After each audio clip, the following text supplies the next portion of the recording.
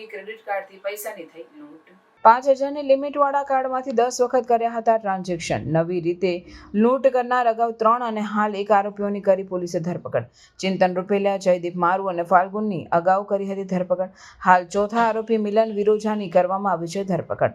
ફરાર આરોપી કૌશલ ઠક્કર થાઈલેન્ડ ખાતેથી મિલનને ટેલિગ્રામમાં મોકલતો હતો લિંક। એપીકે લિંક ઓપન કરતા ડાઉનલોડ થતી હતી એપ્લિકેશન। 31/3/2025 એક એફઆઈઆર નોંધાયેલી હતી આનંદનગર પોલીસ સ્ટેશનમાં। એમાં આઈટી એક્ટ 66D અને 66D મુજબ એક એફઆઈઆર હતી। એ એફઆઈઆરમાં જો આપણા ભોગ બનનાર છે એને ક્રેડિટ કાર્ડમાંથી 5,000ની મર્યાદામાં 10 ટ્રાન્ઝેક્શન થયેલા હતા અને ટોટલ 39,855 રૂપિયા વગેર કોઈ ઓટીપી આપે, વગેર કોઈ બીજી કોઈ રીતેને કોલ આવે એમનેથી કપાઈ ગયા હતા। એની તપાસ કરતા આનંદનગર પોલીસે 4 આરોપીઓની ધરપકડ કરેલી છે અને એ આરોપીઓની એકદમ નવી જ એમઓ એમાં આપણે સામે આવી છે। એ એમઓમાં ન કોઈ ઓટીપીના જરૂરિયાત છે, એમાં ન કોઈ બીજા કોલ આમાં એની જરૂરિયાત છે, એમાં બિના ઓટીપીની પૈસા કપાઈ થઈ જાય છે। એ જો આરોપી છે એમાં ચિંતન કુમાર છે, એ 30 વર્ષની ઉંમર છે અને મૂળ અમરેલીનો છે પણ સુરતમાં રહે છે। બીજો આરોપી છે મિલનભાઈ ચુનીલાલ, જો કે 31 વર્ષનો છે અને રાજકોટમાં રહે છે। ત્રીજો આરોપી છે ફાલ્ગુનભાઈ, જો જૂનાગઢના છે મૂળ પણ રાજકોટમાં રહે છે। અને ચોથો આરોપી છે જયદીપભાઈ, જો રાજકોટમાં છે।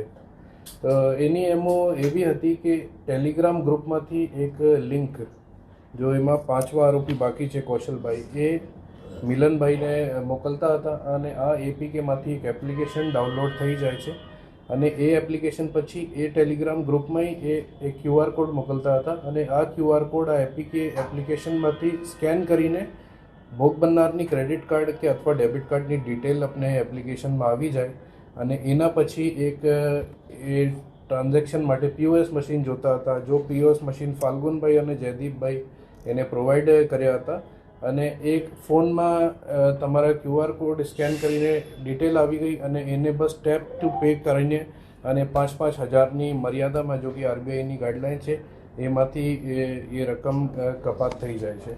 અને જો પણ ક્રેડિટ કાર્ડ કે અથવા ડેબિટ કાર્ડની લિમિટ હોય, જેમ કે 50,000 કે 60,000, એને મલ્ટિપલ ટ્રાન્ઝેક્શન કરીને જ્યાર સુધી અત્યારે આખા લિમિટ ખતમ ન થઈ જાય ત્યાર સુધી આ ટ્રાન્ઝેક્શન કરીને એ ફ્રોડની કામગીરી થઈ હતી। આમાં કોનો શું રોલ હતો સાહેબ ગુનાહિત પ્રવૃત્તિ? એ જો 4 આરોપી છે એના ફાલ્ગુનભાઈ અને જયદીપભાઈ છે, એ તો રાજકોટમાં નોકરી કરે છે। એ આપના આરોપી નંબર 1 ચિંતનભાઈ અને 2 મિનલભાઈને પીઓએસ મશીન પ્રોવાઈડ કર્યા હતા અને આ પીઓએસ મશીન જો છે એ ટેપ ટુ પે માં યુઝ થઈ હતી અને જો ચિંતનભાઈ છે અને મિનલભાઈ છે એના કામ હતા કે મોબાઈલમાં એપ્લિકેશન ડાઉનલોડ કરીને અને ત્યાર પછી ક્યુઆર કોડ સ્કેન કરીને અને ટેપ ટુ પેથી જો ભોગ બનનાર થાય એમને સાથે ફ્રોડ કરીને એની કામગીરી હતી। અને મિલનભાઈ ત્યાર પછી એટીએમથી ફટાફટ જઈને આ પૈસા વિડ્રો કરીને, જો 5મો આરોપી છે કૌશલભાઈ, જેની ધરપકડ અત્યારે બાકી છે, એને આંગળીયા કે કેશ મારફતે મોકલતા હતા। સાહેબ, આ લોકો અત્યાર સુધીમાં આ રીતે કેટલા લોકો સાથે ઠગાઈ કરી છે? ગુનાહિત ઇતિહાસ છે? ગુનાહિત ઇતિહાસ તો એમાં નથી। 1.5 મહિના સુધી આ લોકો એ ફ્રોડ સ્ટાર્ટ કર્યા હતા અને એમાં જો 3 પીઓએસ મશીન છે એની અત્યારે તપાસ ચાલુ છે અને અંદાજિત ફ્રોડ જો છે 1.5 મહિનામાં એ કરીબ 30 से 35 લાખ રૂપિયાનું છે। સાહેબ, આપે કીધું કે 1.5 મહિનાથી આ પ્રકારની છેતરપિંડી શરૂ કરી છે, પણ આ પ્રકારે છેતરપિંડી કરવાનો આઈડિયા કઈ રીતે આવ્યો કે 1.5 મહિનામાં 35 લાખની છેતરપિંડી કરવાની? એ જો અત્યાર સુધી જો 4 આરોપીઓની ધરપકડ થઈ છે એના આ કહેવાનું છે કે કૌશલભાઈએ કોઈ માણસથી આ શીખ્યા હતા અને એ કૌશલભાઈએ આરોપી નંબર 1 ચેતન અને મિનલભાઈએ આ જો એમઓથી એ શીખવાડ્યા હતા। તો એને કૌશલની ધરપકડ પછી ખબર પડશે। આમાં મેન આરોપી કોણ છે?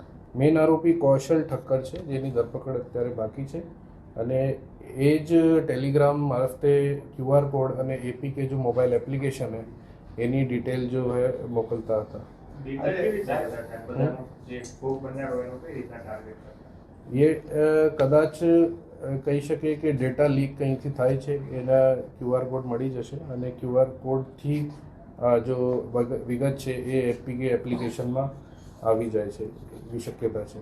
અને જો ટેપ ટુ પે જો ઓપ્શન આપના ચાલુ છે કે એમાં કોઈ ઓટીપી કે કોઈની જરૂરિયાત ના હોય, ખાલી તમે POS મશીન કે અથવા ત્યાં ટેપ કરી દો અને પેમેન્ટ થઈ જાય, એનો કોઈ લૂપ હોલના યુઝ કરીને આ ફ્રોડ એ સર્જાયો હતો.